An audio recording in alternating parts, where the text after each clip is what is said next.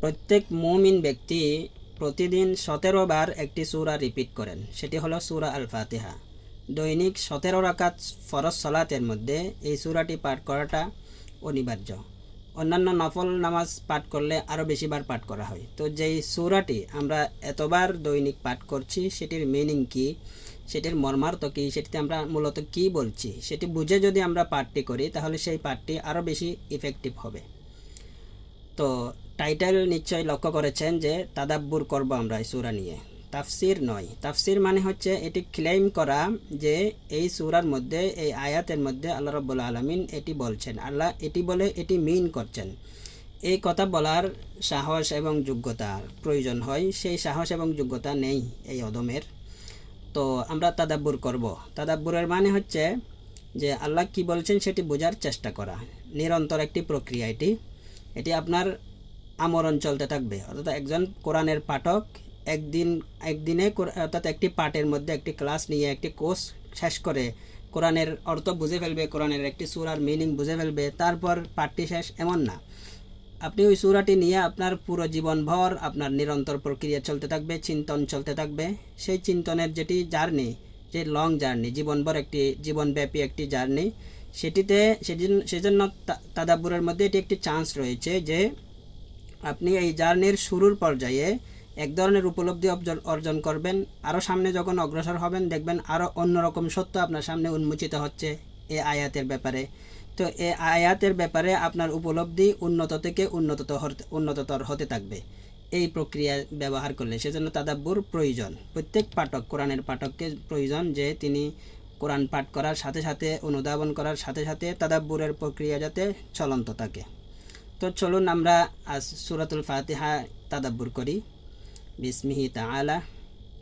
সূরাতুল ফাতিহা মূলত মানব মনের প্রাকৃতিক ভাবনার একটি বহিঃপ্রকাশ।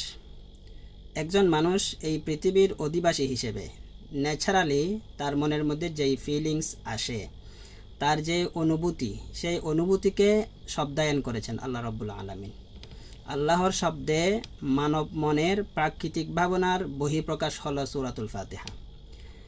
এই আল্লাহ কেন মানুষের ফিলিংসকে শব্দদান করলেন? কারণ এটি হচ্ছে একজন রবের কাজ।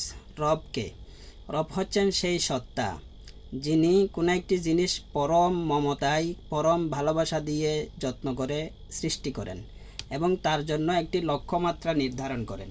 সেই লক্ষ্যমাত্রায় যাওয়ার জন্য এই যে জার্নি, সেই জার্নিতে তার জন্য যত রিসোর্সের প্রয়োজন হয় সকল রিসোর্স তিনি প্রোভাইড করেন করুণা দিয়ে, রহমত করে, প্রেম দিয়ে। অর্থাৎ তার সার্বিক বিকাশের জন্য যত জিনিসের প্রয়োজন সকল কিছু যথাসময়ে, যথাযথভাবে এবং যথা নিয়মে, যথা পরিমাণে যিনি প্রোভাইড করেন তিনি হচ্ছেন রব। তো এই রবের এটি অটোমেটিক একটি প্রকাশ হবে আল্লাহর পক্ষ থেকে যে তিনি তার বান্দার ফিলিংসকে কি দিবেন, শব্দ দিবেন। এটির একটি বোঝার জন্য, রিলেট করার জন্য আমরা একটি এক্সাম্পল নিতে পারি, হিউম্যানলি এক্সাম্পল। যে একজন শিশু সন্তান যখন বেড়ে উঠতেছে তখন তার মা বাবা তাকে তো পরিচর্যা করছেন। তো মা বাবার প্রতি তার যদি কোনো ফিলিংস জাগ্রত হয়, আস্তে আস্তে ডেভেলপ হয়, সেটি সে বলতে চায়, তখন তো তার শব্দ ভাণ্ডার নেই, ভাষা এখনও রপ্ত হয়নি, সেজন্য সে হয়তো ফিল করে কিন্তু বলতে পারে না। তো অনেক সময় মা বাবা যদি এটি বুঝতে পারে যে সে ফিল করছে কিন্তু বলতে পারছে না, তখন মা বাবা তাকে হেল্প করে যে এটি এভাবে বলো, বা শব্দটি তার মুখে দিয়ে দেয়।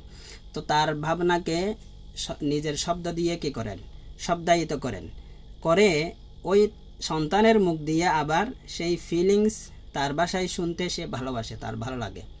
তো এই ধরনের একটি জাস্ট রিলেট করার জন্য এটি এক্সাম্পল। আল্লাহ এটি অনেক ব্রড অর্থ করেন যেটি আমরা কল্পনাই করতে পারবো না। আল্লাহর রহমত, আল্লাহর ভালোবাসা এখানে অনেক ব্রড অর্থে প্রকাশ পায়। সেটি হেদায়েতের একটি অংশ। কারণ অর্থাৎ আল্লাহ গাইডেন্স করেন মানুষকে, এটি আল্লাহর অনেক বড় রহমত এই দুনিয়াতে।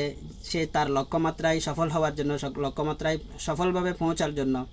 তো আল্লাহর যে এটি গাইডেন্স, এটির একটি অংশ হচ্ছে এটি মানুষের ফিলিংসকে আল্লাহ শব্দদান করেছেন। কেন?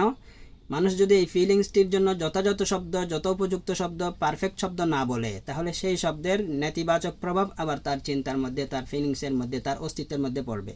তখন এটি সে ক্ষতির সম্মুখীন হবে। সেজন্য যথাযথ শব্দে সে তার ফিলিংসকে এক্সপ্রেস করা এটি জরুরি। সেজন্য আল্লাহ রাব্বুল আলামিন এই যত্নটি নিয়েছেন মানুষের ফিলিংসের।